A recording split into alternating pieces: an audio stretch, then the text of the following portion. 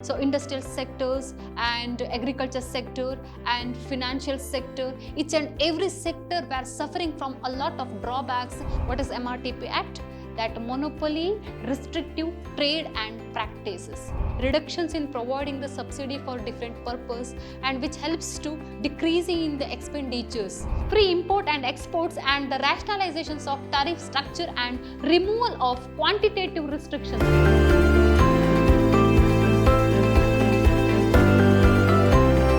Namaste my dear students, Shubha Hebba here, Faculty of Commerce, Vidhyaashram First Grade College, the Temple of Excellence, Mysuru. My dear student, a warm welcome to the session on the topic of post-1991 strategies, which belongs to third unit of pre-reforms Indian economy. Yes, till this session, we have discussed what are the different problems of Indian economy. It maybe belongs to that issues in agriculture sector or industrial sector, or problems of fiscal sectors, or problems of monetary sectors, or problems of international trade system. So these are all the different problems which have led in financial crisis of our country. In this session, we are going to discuss what are the different measures taken by the government to improve these are all the sectors. Yes, how to overcome the problems of financial crisis. The government has adopted different changes in 1991 that is considered as new economic policy. In this session, we are going to discuss about new economic policy which have adopted in 1991 July 1st. Dear students, let us start the session with discussion of content. What are the different contents we are going to discuss in this session? Quite little introduction about the topic, and second one, what are the real objectives of reforms? Yes, next one, different sector-wise reforms, industrial sector reforms, then fiscal sector reforms. What are the different reforms measures taken by the government to improve the fiscal sector, trade sector, tax system, and then foreign exchange reserves. And also, we are going to discuss about the structural adjustment policies and packages in India. So these are all the different content we are going to discuss in this session, which are very interesting. Quite introduction to the topics. We have adopted the new economic policy in 1991 July, and it represented a mixture of macroeconomic stabilization and structural adjustment programs. And it was guided by short-term and long-term different objectives. Yes, India were suffering from a lot of drawbacks during the period of 1980s. What were the different drawbacks? The problems of agriculture sector, problems of industrial sector, which have led to very less revenue collected by the government. Because of that less income to the family, which leads to less income to the nation.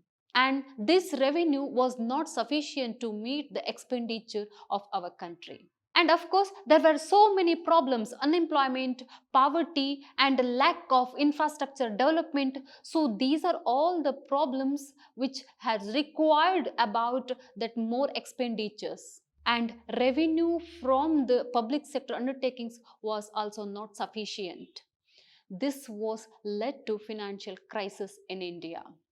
Then balance of payment, one of the major problems of balance of payments.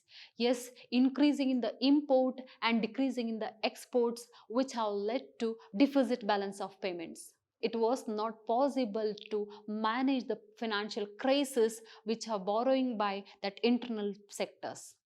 That is why our government has approached the IMF and World Bank, which is considered as international organizations. And they agreed to provide the financial assistance with a $7 billion on certain conditions. Yes, what were the different conditions? Adoptions of certain measures. What were the different measures? Liberalization, privatization, and globalization.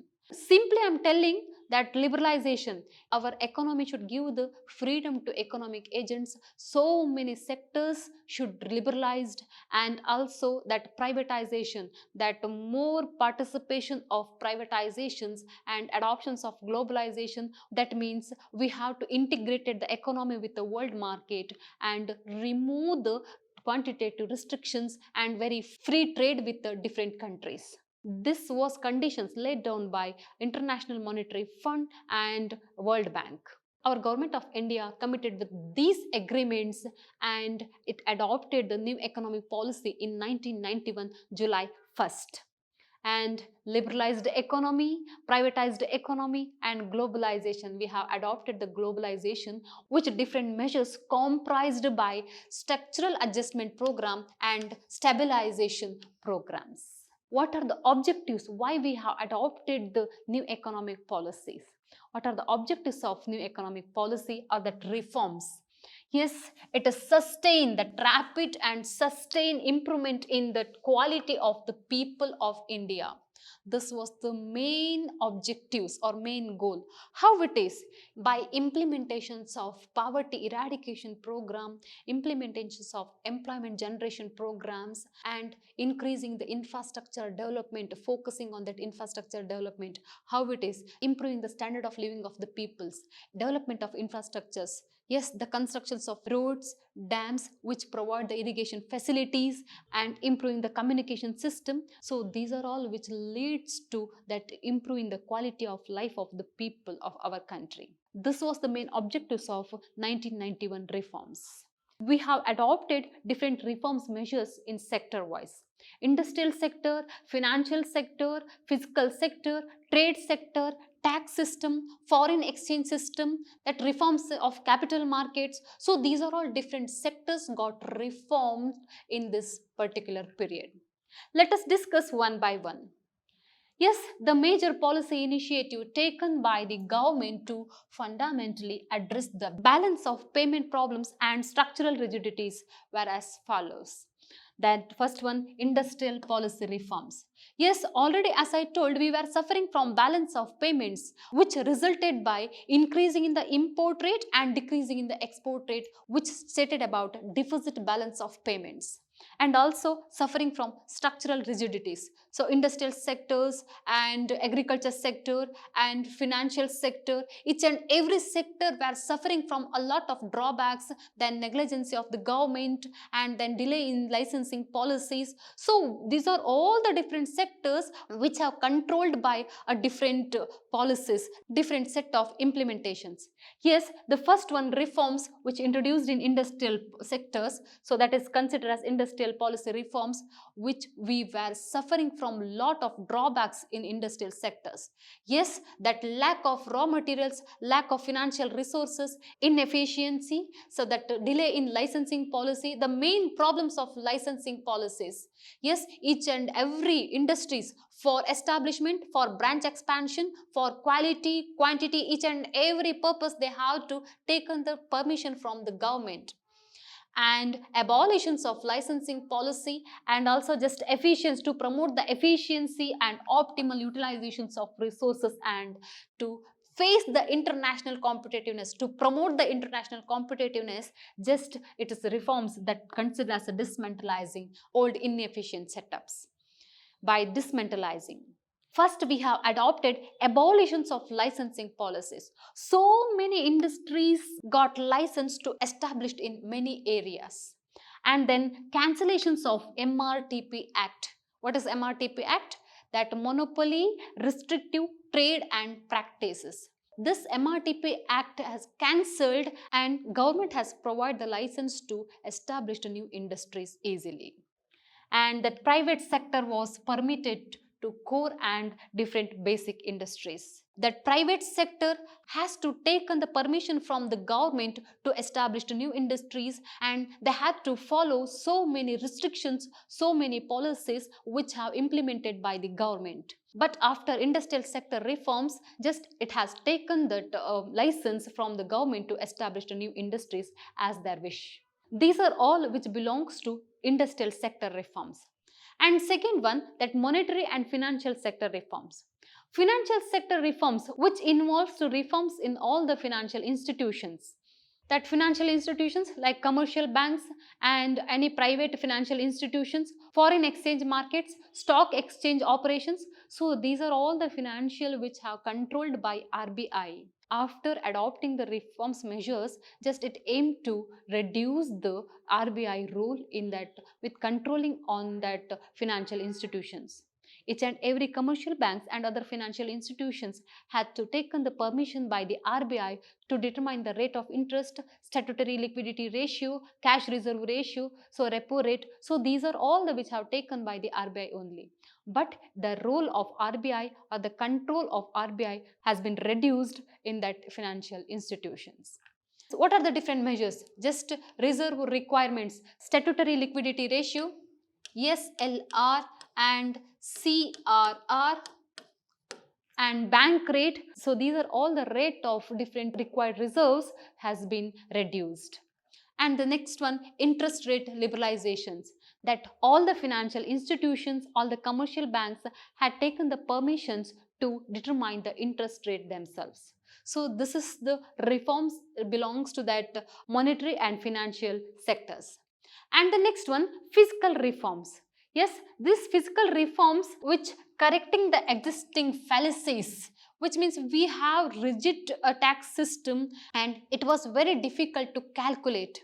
That's why just improvements in the tax system and resource mobilization and just improvement in that public expenditure policies and then progressive reduction in fiscal deficit.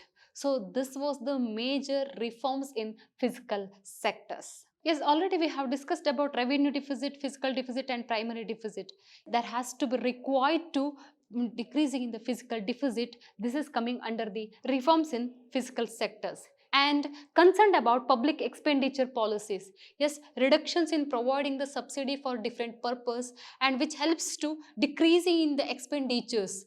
Yes, so these are all the different measures taken under the fiscal reforms. And the next one, yes, reforms in trade sectors. Trade policy reforms which particularly aims at to maintain the balance of payments with the balanced or surplus. We were suffering from a lot of problems by increasing in the importing items and decreasing in the rate of exports. Yes, though we have adopted the different policy measures to improve the exporting items by producing the export-oriented goods, but it was not sufficient to meet the balances. That is why there were necessary to take on the measures to improve the trade policies. This trade policy which particularly belongs to international trade. Yes, first one, free import and exports. Free import and exports and the rationalizations of tariff structure and removal of quantitative restrictions, quotas. What is quota? Quantitative restrictions on goods and services which performed in international trade, that is considered as quotas. Removal of quotas and barriers and just deliberate reductions in tariff rate which helps to free movement of goods and services. Because of already we have agreed about the globalizations, we should be free to movement of goods and services in this criteria. Yes, just free imports and exports and trading house. Trading house, it is one types of business specializes in facilitating the transaction between home country and foreign countries. So this is also one of the important reforms coming under the trade policies.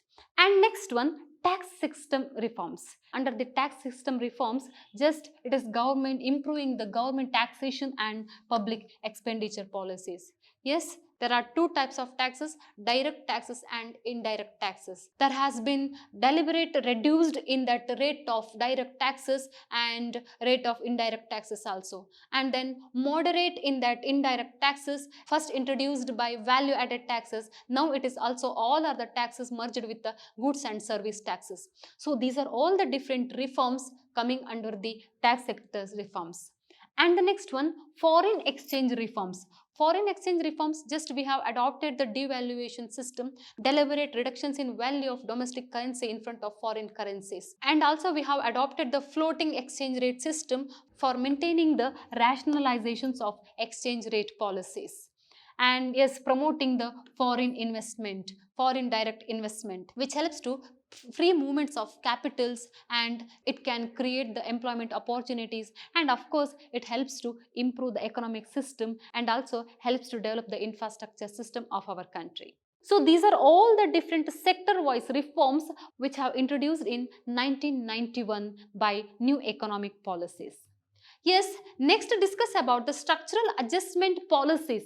Already as I told, there are two views. One is structural adjustment programs and stabilization programs. Yes, so what are the different structural adjustment policies and then what is the packages in India? First one, de-reservation of industries of the public sectors. Yes, already as we discussed about the de-reservations of industrial sectors. So, except 3 industries, all other industries got permitted to establish for private owners. What are the 3 industries?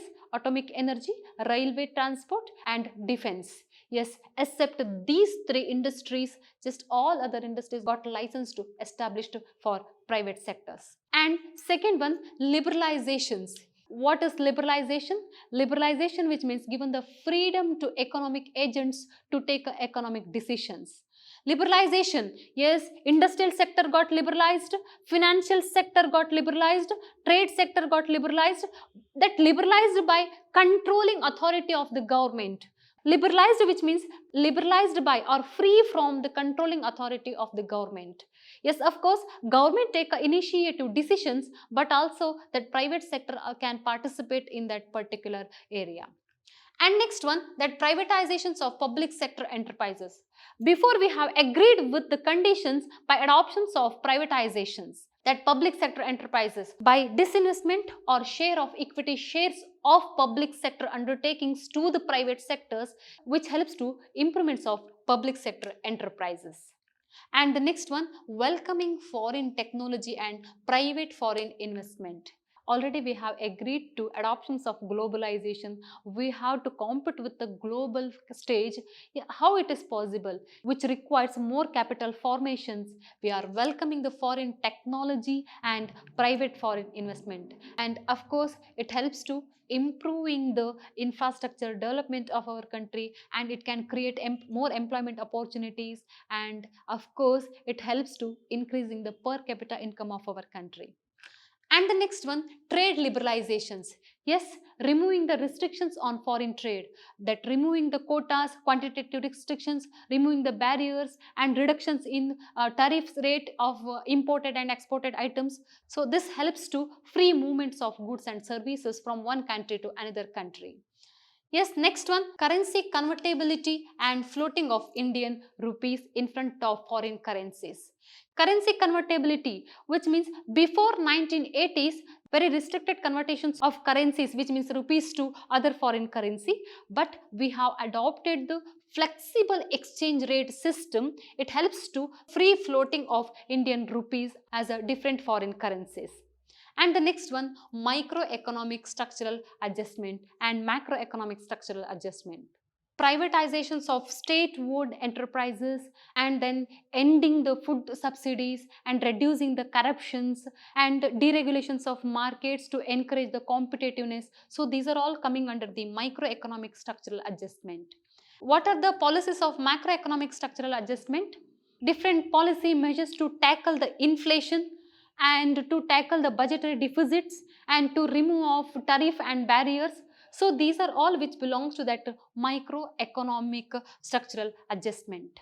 So these are all the different policy measures coming under the different sector voice, and we have adopted through new economic policies. Dear students, this is the time to do end of this session. I hope you have understand the concept. This is the time to say thank you all for joining me in this session. Keep watching, read well. Thank you once again.